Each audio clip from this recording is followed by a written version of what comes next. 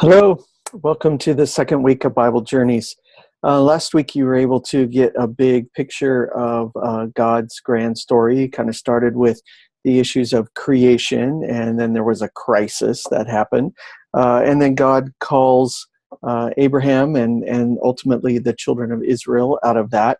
And then you also looked at the idea of the conflict that continued to arise, which led to Jesus coming and then finally the church. So hopefully you have that kind of big arc of God's grand story from last week's readings.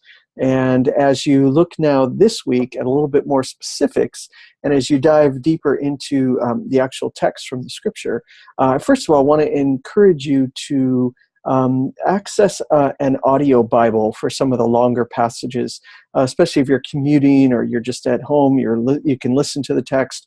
The BibleGateway.com has free audio Bibles, as well as if you just Google it, you can find 2 or 3 that'll come right up, audio Bibles that you can use. So I would encourage you to do that in your, kind of make use of some of the extra time you have, whether that's exercising or whatever.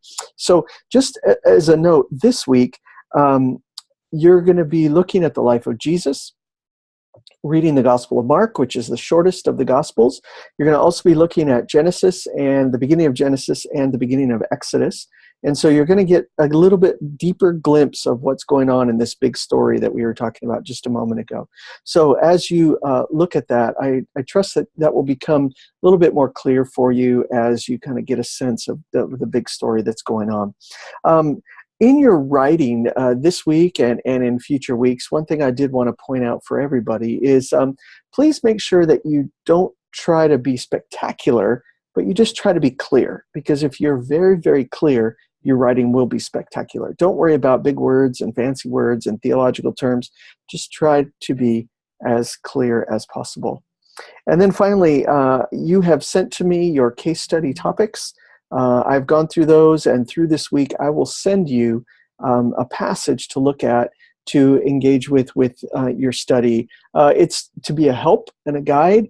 It's to be one of the passages that you used, or if you read the rubric, you'll see that there are numerous passages to look at or that you already incorporate. But hopefully this will be one that at least grounds you in the topic and where you're headed.